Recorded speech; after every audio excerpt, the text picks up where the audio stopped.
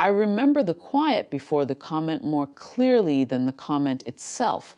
The restaurant had that soft kind of lighting meant to make everyone look slightly more successful than they were. My boss liked places like that. Dim enough to feel exclusive, bright enough for people to see who was important. The dinner was for a client from overseas. A large contract was being discussed, and bringing spouses was meant to soften the edges of the negotiation.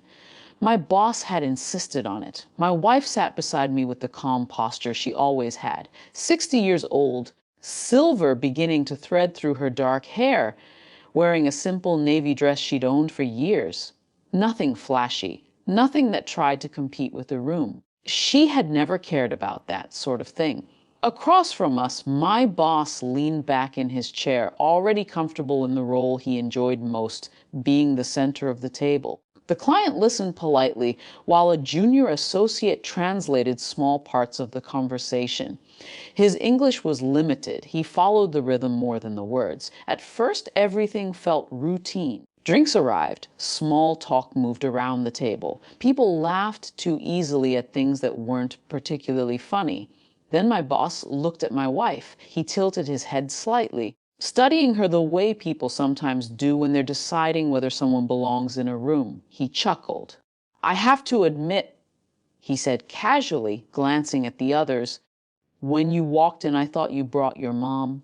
A few people laughed automatically, the kind of laugh that isn't about humor, just loyalty to hierarchy. My chest tightened in a way that surprised me. Not anger exactly, something quieter, something heavier. I turned toward my wife. She had heard it. Of course she had. The table wasn't large, but she didn't react the way most people would. No forced smile, no defensive joke. She simply lifted her glass, took a small sip of water, and set it back down. Her shoulders stayed straight, her face calm. The absence of reaction made the moment hang in the air longer than the joke deserved. My boss didn't notice. He was already moving the conversation forward, asking the translator to explain a point about the contract. The client nodded politely while the translation moved back and forth between them. I found myself barely hearing any of it. Part of me wanted to say something, even a small correction.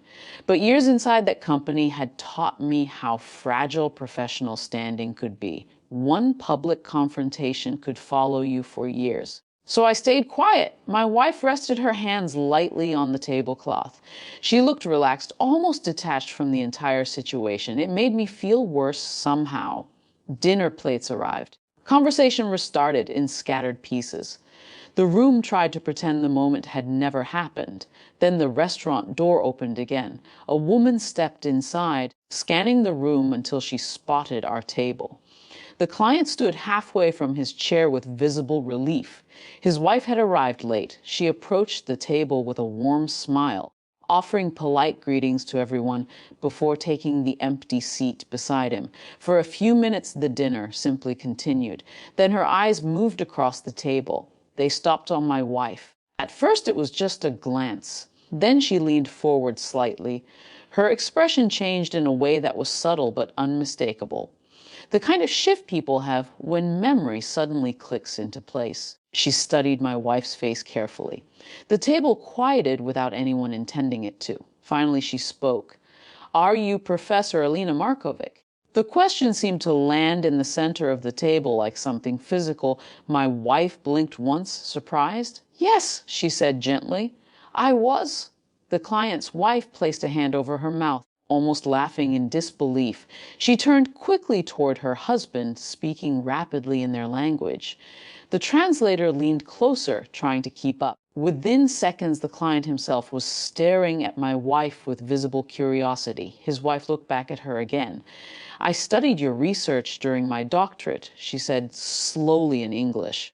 "Your work on cultural negotiation frameworks, it changed the direction of my entire career." For a moment, no one spoke. My boss shifted in his chair. My wife smiled softly, the same quiet smile she used when former students recognized her in grocery stores or airports. "That was a long time ago," she said. But the conversation had already shifted.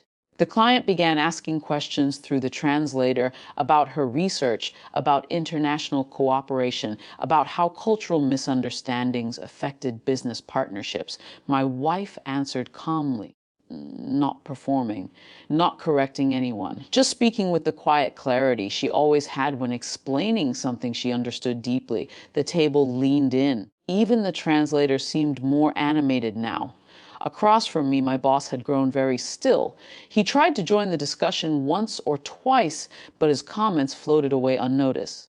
The authority he usually carried had quietly moved somewhere else. No one mentioned the earlier remark. My wife certainly didn't. She spoke with the same polite restraint she had always shown strangers. But the atmosphere had changed.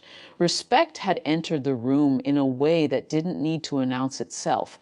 When dinner ended, chairs scraped softly across the floor as everyone stood. The client shook my wife's hand with visible admiration. His wife thanked her again for the influence her work had had years earlier. My boss offered a thin smile before heading toward the exit. Outside, the night air felt cooler. We walked slowly toward the car. For a while, neither of us spoke. Then I said quietly, "You never told me she might recognize you." My wife laughed under her breath. I didn't expect it. I hesitated. "You heard what he said earlier." She glanced at me briefly, then back toward the dark street ahead. "Yes," she said. Her voice carried no bitterness. No anger either. Just a calm acknowledgement. After a moment, she added softly, "People reveal more about themselves than they realize." We reached the car.